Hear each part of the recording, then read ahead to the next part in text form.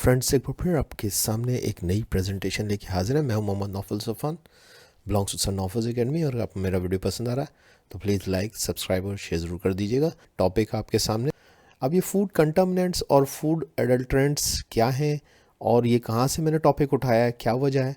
तो चलते हैं टॉपिक की तरफ। CSS साल था, जनरल साइंस एंड एबिलिटी का पेपर था 2021 का। पूछा गया कि differentiate between food contaminants and food adulterants. तो इसमें हम देखेंगे कि क्या इस हवाले से हम जान सकते हैं।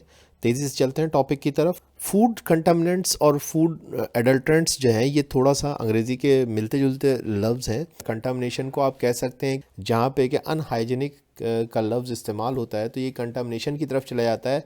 उर्दू के अंदर हम इसको आलूदगी कहते हैं, यानी कि आप गलाजत कह लें, गंदगी कह लीजिए, कि जहाँ पे आप जो है वो गंदगी को मिक्स करते हैं किसी भी चीज़ के अंदर, वो आलूदगी जो है। तो जब आप कंटामिनेशन का लफ्ज़ इस्तेमाल करते हैं तो वहाँ पे इसका मकसद होता है कि वो अनहाइजेनिक जो है वो कंडीशंस हैं। अब और फिर उसके साथ साथ एडल्ट्रेशन को देखेंगे। एडल्ट्रेशन का जब लफ्ज़ आता है तो इसका मतलब होता है कि मिलावट। जब आप मिलावट करते हैं किसी चीज़ के अंदर तो वो एडल्ट्रेशन के सेंस में आती है। अब कंटामिनेशन यानी कि आलूदगी और एडल्ट्रेशन यानी कि मिलावट, इन दोनों के अंदर क्या फ़र्क है। और सबसे पहले हम इसमें कॉजेज़ को लेते हैं। कॉजेज़ के अंदर जो है वो लेक ऑफ लॉज और फिर उसके साथ साथ अनहाइजेनिक प्रैक्टिसेस। फूड कंटामिनेशन होने की वजह जो है लेक ऑफ लॉज है, कानूनों की कमी है। पाकिस्तान के अंदर आप देखेंगे अनहाइजेनिक प्रैक्टिसेस हैं, यानी कि ख़ुद लोगों को ही नहीं पता है कि होटल्स के अंदर आप जाइए तो पता चलता है कि जो जहाँ पे स्टोरेज हुई है वहाँ पे कॉकरोचेज़ और चूहे, इस तरह की चीज़ें और मक्खियाँ। तो अनहाइजेनिक कंडीशंस जो हैं वो वहाँ पे प्रैक्टिस हो रही हैं, यानी कि सेहत के उसूलों को का ख्याल नहीं रखा जाता। फिर इसके साथ साथ पॉल्यूशन भी इसकी एक बहुत बड़ी वजह है जो कि कंटामिनेशन का सबब बन रही है। अनसेफ स्टोरेज है, इलीगल डंपिंग है। तो ये सारी की सारी चीज़ें जो हैं वो आलूदगी यानी कि फूड कंटामिनेशन की तरफ लेके जा रही हैं। एडल्ट्रेशन की क्या वजूहत है?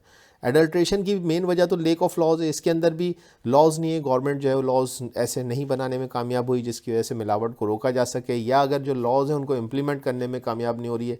फिर लेक ऑफ नॉलेज भी है, ख़ुद लोगों को नहीं पता है कि मिलावट के क्या नुकसानात हैं। और एक अवेयरनेस होती है, सोशल अवेयरनेस, वो नहीं है। माशरे के अंदर दूध में पानी मिलाना तो एक जैसे कि माशरे के लोगों का हक़ है। सोसाइटी के अंदर कोई इतना बुरा नहीं समझाता इन चीज़ों को। तो लेक ऑफ नॉलेज है। प्रॉफिट मेकिंग, जाहिर सी बात है, जब आप मिलावट करते हैं तो उसके ज़रिए से आप प्रॉफिट अर्न करते हैं।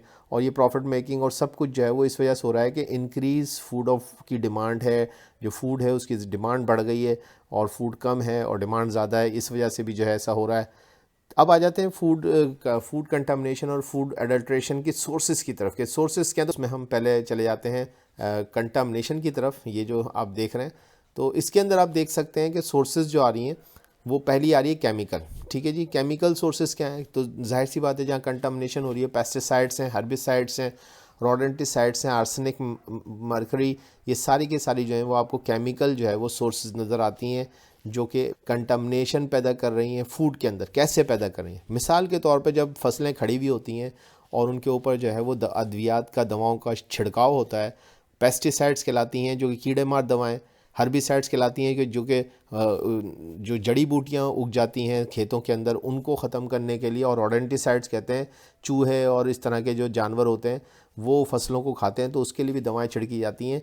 तो ये सारी की सारी दवाएं बेसिकली तो आप फसल पे छिड़क रहे हैं। मिसाल तौर पे अगर जो है वो गेहूं की, गंदम की फसल खड़ी हुई है और उसके ऊपर आपने जो है वो दवाएं छिड़क दी तो वो उस गेहूं के अंदर भी, तो वो बीज के अंदर भी तो चली गई दवाएं और वो जो है वो कंटामिनेशन पैदा करती हैं। बाद में उसी से आटा बनता है और लोग खाते हैं तो वो सारे के सारे जो अनवांटेड इंग्रेडिएंट्स हैं या जो पार्टिकल्स हैं वो उसके अंदर केमिकली एब्जॉर्ब हो जाते हैं और वो बाद में जो है वो फूड चेन का हिस्सा बन जाते हैं। ठीक है जी। इसके बाद अगर आप देखें फिज़िकल कंटामिनेशन क्या है तो उसमें प्लास्टिक, स्टील वुल, ग्लास, हेयर्स, डेड फ्लीज, ये सारी की सारी चीज़ें इसके अंदर हो रही हैं। फिज़िकल जो है वो कंटामिनेशन हो रही है फूड के अंदर। प्लास्टिक कैसे? देखिए, प्लास्टिक तो वैसे तो हम नहीं खाते हैं, लेकिन प्लास्टिक के जो माइक्रो प्लास्टिक्स होते हैं, यानी कि बहुत बारीक बारीक ज़र्रे हैं जो कि प्लास्टिक में से झड़ रहे हैं, वो फूड के अंदर शामिल हो जाते हैं। इसी तरीके से स्टील वूल है, स्टील वूल के भी जो है बारीक ज़र्रे जो हैं वो फूड में शामिल हो जाते हैं। और हेयर्स, ग्लासेस, डेड फ्लीज, ये सारी की सारी चीज़ें जो कीड़े मकोड़ों का भी जिस्म है वो भी बारीक होने के बाद जो है वो फूड को कंटामिनेट कर रहा है। ठीक है जी।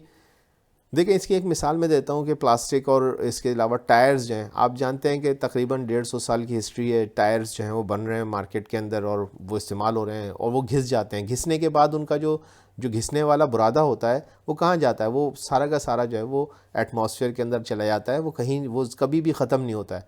अब वो जो घिसा हुआ जो बुरादा है टायर का, वो सारा का सारा कहीं ना कहीं आप समझ सकते हैं कि वो फूड के अंदर भी मिक्स हो जाता है और वहाँ से उसको कंटामिनेट कर रहा है और बहुत सारी चीज़ों को कंटामिनेट कर रहा है। तो कंटामिनेशन ऑफ फूड के हवाले से आप इसको भी ले सकते हैं, एक मिसाल आपकी समझ में आ जाए इसलिए मैंने दी है। इसी तरीके से फिर आप बायोलॉजिकल कंटामिनेशन देखते हैं तो वहाँ पे माइक्रो ऑर्गेनिजम्स हैं, इसके साथ साथ वायरसेस हैं, बैक्टीरिया हैं, पैरासाइट्स, इंसेक्ट्स, ये सारे के सारे बायोलॉजिकली जो है वो कंटामिनेट कर रहे हैं। आप जानते हैं कि बैक्टीरिया, वायरसेस यकीनन ये फूड को कंटामिनेट करते हैं। ऐसी फूड जिसके अंदर वायरसेस होंगे या वायरस या बैक्टीरिया होंगे तो वो फूड जो है वो कंटामिनेट होगी।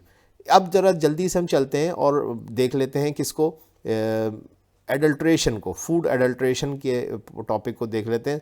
तो फूड एडल्ट्रेशन के अंदर आपको नज़र आ रहा है कि कॉजेज़ में जो है सबसे पहले मैं बता चुका हूँ, उसके बाद सोर्सेज पे आ जाएं अगर फूड एडल्ट्रेशन की, तो यहाँ पे आपको सबसे बड़ा जो आपको पता है वाटर जो है वो इसके अंदर मानी जाती है फूड एडल्ट्रेशन के अंदर। मिल्क के अंदर हो, चाहे वो शरबत हो, कोई गन्ने का शरबत हो उसमें पानी मिला देते हैं, कोई भी चीज़ उसके अंदर बेवरेज जिसे कहते हैं ड्रिंकिंग बेवरेज, उनके अंदर भी जो है वो इस तरीके से वाटर की मिलावट होती है। इसके अलावा जो है स्पाइसेस के अंदर भी जो है वो आप जानते हैं कि बड़े सग़ीर के अंदर, सब कॉन्टिनेंट के अंदर मिलावट होना कोई ऐसी कोई बात नहीं है। आप उसके अंदर पिसा हुआ धनिया है तो उसमें आप सूखे पत्ते मिला देते हैं, मिर्चों के अंदर जो है वो ईंटों का बुरादा मिला देते हैं, तो ये इस तरह का मिलावट होती है। स्वीट्स और फूड के अंदर जो मीठी चीज़ें हैं उसके अंदर आप शक्रीन की मिलावट करते हैं, आर्टिफिशियल फ्लेवर्स उसके अंदर मिला देते हैं और इसी तरह से आर्टिफिशियल कलर्स का इस्तेमाल होता है। यहाँ पे एक बहुत इम्पॉर्टेंट बात यह है कि खाने के रंग अलग होते हैं और जो कपड़ा वपड़ा रंगने के कलर अलग हैं, लेकिन जो मिलावट करने वाले इन चीज़ों के अंदर कोई डिफ्रेंशिएट नहीं करते और खाने की चीज़ों में कपड़ा रंगने वाला रंग डाल के और जो है वो तैयार कर देते हैं, जिससे कि बाद में वो नुकसानदेह हो जाती है फूड और वो बहुत इंतहाई जहरीली भी हो सकती है। लेकिन वही बात है, लॉज की कमी है, पकड़ दकड़ नहीं, इम्प्लीमेंटेशन ऑफ लॉज नहीं है। आखिर में हम इसके अंदर देख लेते हैं कि फिर से दोबारा कंटामिनेशन की तरफ आ रहा हूँ। तो कंटामिनेशन के अंदर आप देख सकते हैं रिजल्ट्स क्या हैं। रिजल्ट्स में जाहिर सी बात है, बहुत सिंपल सी बात है, जब ऐसा कुछ होगा, कंटामिनेट फूड होगी तो food poisoning, cancer, other disease और हेल्थ प्रॉब्लम हो सकते हैं। सिमिलरली जो है वो अगर आप एडल्ट्रेशन में आए तो वहाँ पे भी इसके थोड़े से हो सकता है डिफरेंट हो, हेल्थ प्रॉब्लम तो यहाँ पे भी होंगे। लेकिन अब अगर मिलावट शुदा चीज़ें अगर मुस्तकिल खाई जाए तो मेल न्यूट्रिशन का सबब बन सकते हैं, यानी खुराक की कमी हो सकती है। उस जो शख्स मिलावट ज़्यादा चीज़ें खाता है तो उसके अंदर वो ताकत नहीं आ पाती क्योंकि फूड के अंदर वो इंग्रेडिएंट्स नहीं होते हैं, तो मेल न्यूट्रिशन हो जाती है। मेल ग्रोथ होगी फिर बच्चों के अंदर, आप देख सकते हैं बच्चे जो हैं मेंटली रिटार्डेड हो जाते हैं, ये मिलावट की वजह होती है। इसके अलावा हेल्थ प्रॉब्लम्स, डेफिशिएंसीज हो सकती हैं वाइटामिन की और अदर मिनरल्स और अदर जो एसेंशियल्स हैं हेल्थ के, उनकी डेफिशिएंसीज हो सकती हैं और अल्टीमेटली वो डिजीज़ का सबब बन सकती हैं। तो ये मेरी प्रेजेंटेशन थी और आई होप कि आपके लिए टॉपिक क्लियर हो गया होगा। अगर आप क्लियर हुआ है तो प्लीज़ लाइक और subscribe. Thank you very much.